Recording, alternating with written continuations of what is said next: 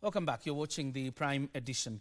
Just a few days ago at State House, Nairobi, President William Ruto hosted a 10,000 delegation of teachers, 10,000-man delegation of teachers who joined him in a forum called Walimu na Rais. Among the attendees was James Torome, who is the Secretary General of the Kenya Union of Special Needs Education Teachers. Alongside KUPPET and NAT, members of these unions were in that forum. And of course, you've seen what has been canvassed in papers, but we'll just try to give details, obviously, from an attendee. And here comes James Torome. Karibu sana, sir. Thank you. How are you doing? I'm quite fine. And I say thanks for the invite to KBC. Yes, you're very much welcome. Let's begin with, particularly from the sector that you represent, in the education sector, and particularly the special needs education teachers. In the meeting you had at State House, and of course it lasted for hours, did you feel that the concerns of this subsector was well represented or well anchored in that meeting? Okay, thank you very much.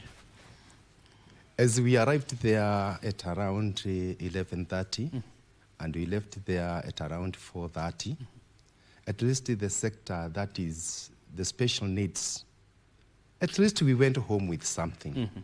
Because getting one job group, that is a lifeline. Until you die, the house allowance will go up. Those who are in hardship areas, it will go up. Commuter allowance will also go up. So it's a big, big, big win, especially for special needs education teachers.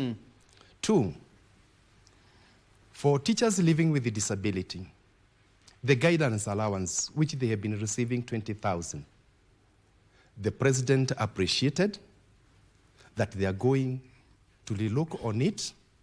He commissioned the Minister of Education, the Teacher Service Commission, to give him the financial implication so that that adjustment can be done. So it's again another gain in the field of special education. Quite interesting, because most of the times, and when you have had complaints, particularly from KUSNET or even special schools or special teachers, that is teachers living with disabilities, there's always a complaint of being left out, particularly on issues of policy. Now, by the time you were coming out of that meeting, because there are many pledges made in terms of promotions and in terms of even benefiting from housing, the question is, did you feel there was inclusion this time? Because this is a policy directive. Did you feel there was inclusion this time? I think from where I sit, there is inclusion. Because even that guidance allowance, it have never been reviewed. The person living with a disability, excluding teacher, all the other civil servants in this country, they have to keep on reviewing the certificate for them to be exempted from paying tax after every 3 years. And that issue, we raised it, and we are still going to follow about it. The guidance allowance, this one is given to persons living with a disability. So we see this time they were included. Tell us about, because we saw remarks made, of course, by NAT, that is Secretary General, or you. We also saw Akello Misori also making his submissions before that meeting.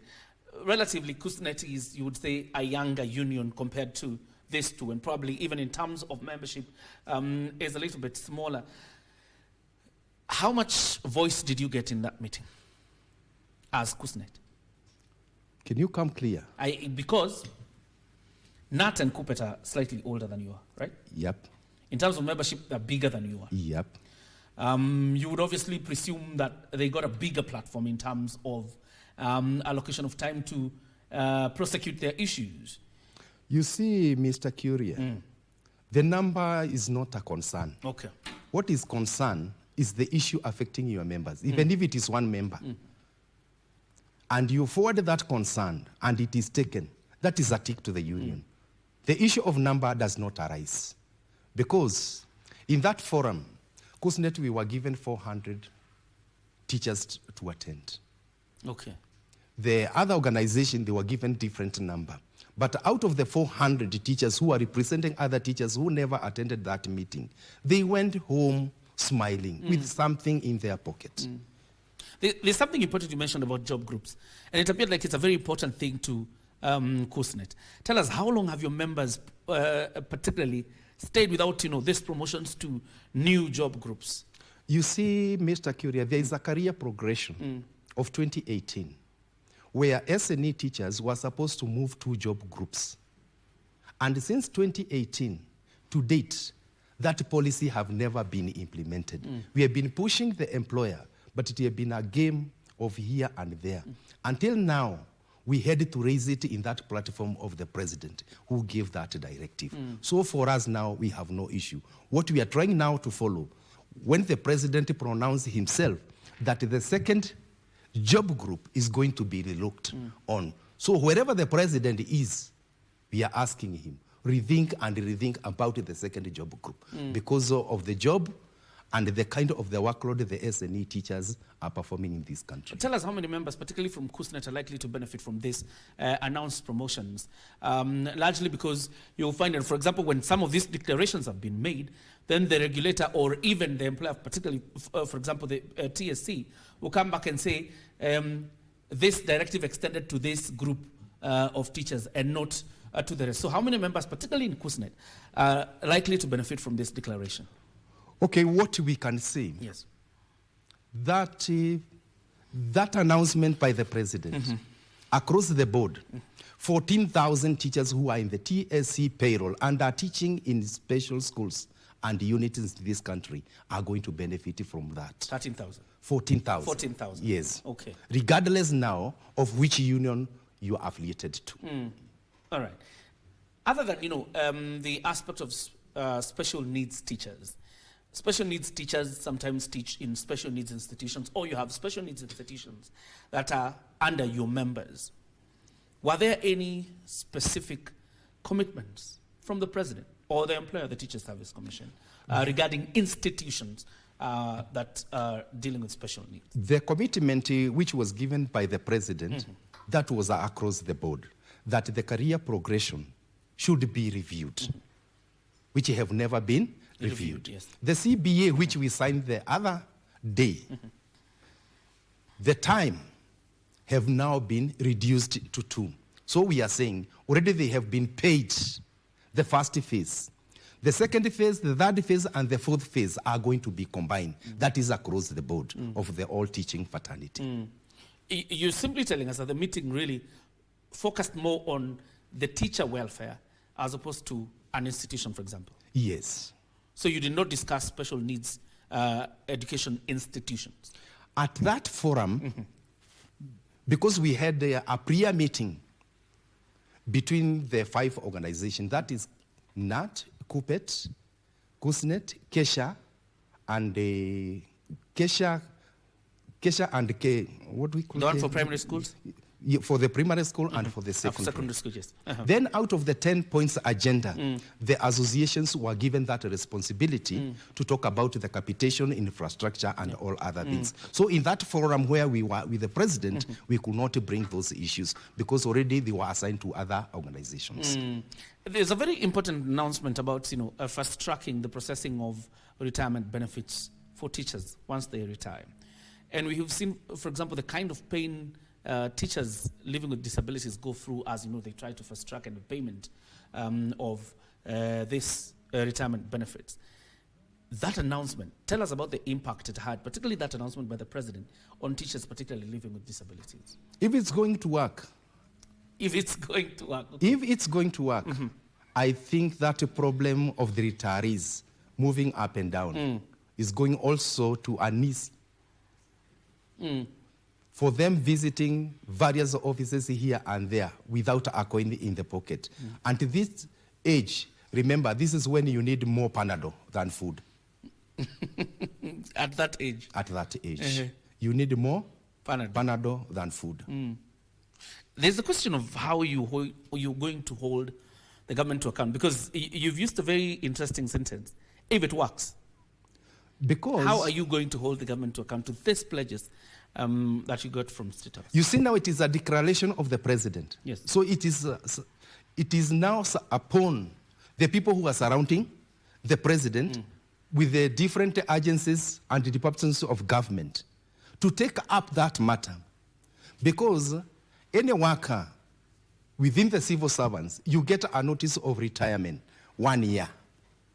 So the moment you get that notification, they are supposed to process that retirement benefit. The time you are existing, 12 at midnight should be in your account. That is what you're seeking? That's what we are seeking, yes. Okay.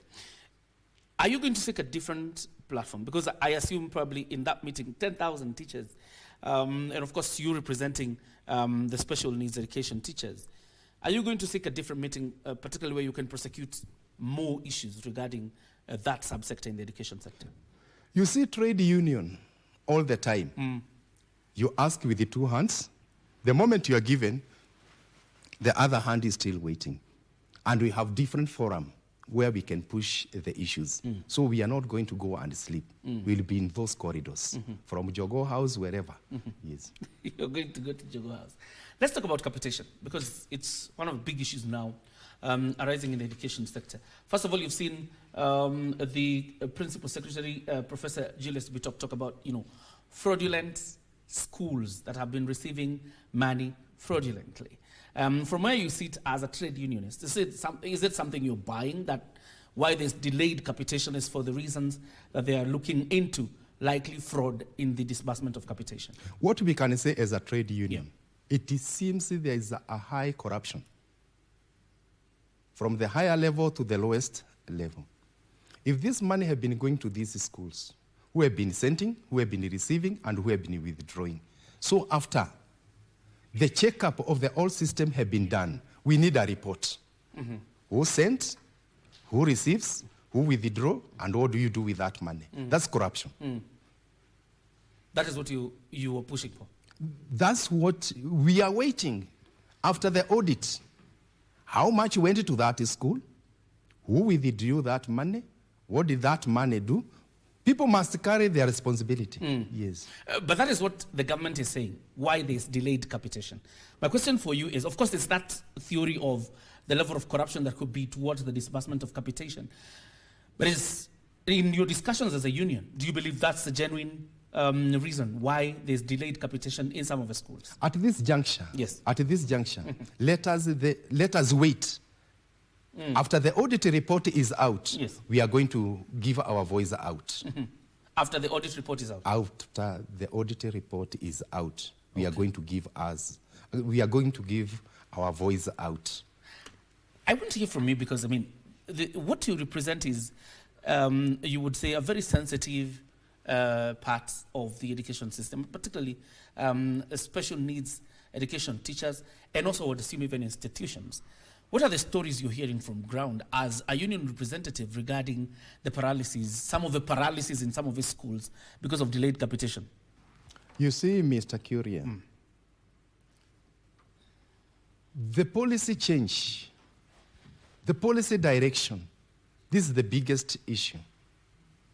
You know very well as a cabinet secretary, schools are going to be open on Monday. And it's still, by Friday, no money in the account. Comes Monday, there is no money. You just come out in the press conferences saying money will be there in the account by Friday. So our proposal to the ministry, that the capitation should be sent to schools 1 week before the schools are open. 1 week before the schools are open. We don't want to see those press conferences. That money will be in the account by Tuesday, by Wednesday, by Friday. Our head teachers are suffering so much. The suppliers are on their necks. Up to now, when now they are dealing with that audit report, our head teachers are not able now to run these schools. So we are saying also they must fast track. They could not be hiding behind the scene of auditing the system. Our head teachers are suffering.